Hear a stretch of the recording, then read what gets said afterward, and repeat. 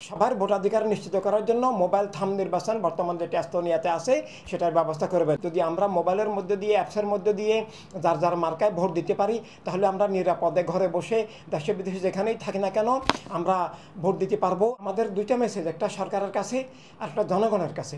সরকারের কাছে, নির্বাচন কমিশনের কাছে, সেনাবাহিনী, পুলিশ প্রশাসন সবার কাছে আমাদের আবেদন হচ্ছে এই যে তারা দলনিরপেক্ষ থাকবেন, পক্ষপাত মুক্ত হবেন, পক্ষপাত দুষ্ট হবেন না এবং জনগণের সবাইকে স্বৈরাচার বিরোধী এবং গণতান্ত্রিক মানসিকতার সব দলকে নিয়ে তারা নির্বাচন করবেন। এবং নির্বাচন হওয়ার জন্য বর্তমানে সামাজিক নিরাপদ পরিবেশ নাই, নির্বাচনী সরকার প্রয়োজন। তারা যদি বৈষম্য করেন, পক্ষপাত দুষ্ট হয়ে যান, বিশেষ দলকে প্রশ্রয় দেন, সরকারি পৃষ্ঠপোষকতা দেন, অন্যান্য আমরা সহ অন্যান্য গণতান্ত্রিক দলকে তারা যদি দূরে ঠেলে রাখেন তাহলে সুষ্ঠু নির্বাচন, গণতন্ত্র ফিরে আসবে না, সুষ্ঠু নির্বাচন হবে না। এবং তাই একটা তাদেরকে দলনিরপেক্ষ, পক্ষপাত মুক্ত হতে হবে। এবং দ্বিতীয়ত হচ্ছে যে মোবাইল নির্বাচন করতে হবে, ডিজিটাল মোবাইল থাম নির্বাচন করতে হবে। কারণ বর্তমানে সামাজিক নিরাপত্তা নাই, ভোট কেন্দ্রে মা বোনরা যেতে পারেন না, আসলে ভাইরাও যেতে পারেন না, মব সন্ত্রাস হচ্ছে সরকারি পৃষ্ঠপোষকতায়।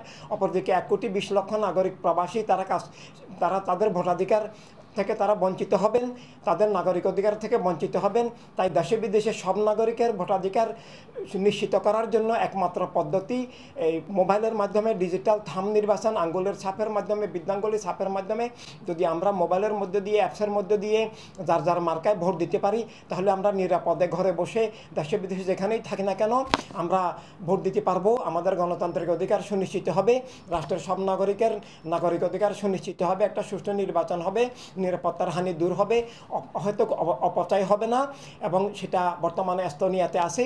আমরা বাংলাদেশেও এখন এই বিকাশের লেনদেন করছি মোবাইলের মাধ্যমে, অ্যাপসের মাধ্যমে। আমাদের যার যার ভোটার আইডি কার্ড আছে, আমাদের এভাবে আইডি থাকবে, আমাদের বৃদ্ধাঙ্গুলির ছাপের মাধ্যমে আমরা যার যার মার্কায় ভোট দিব। এভাবে ঘরে বসে আমাদের মা বোনরা, ভাইরা, অফিস আদালতে বসে, কর্মব্যস্ত মানুষরা যারা অসুস্থ আছেন তারা হসপিটালে বসেও ভোট দিতে পারবেন। এভাবে আমরা সরকারের কাছে, নির্বাচন কমিশনের কাছে আবেদন জানাবো দুইটা, যে তার দলনিরপেক্ষ হবেন, বৈষম্যমুক্ত হবেন, সবার অধিকার নিশ্চিত করবেন।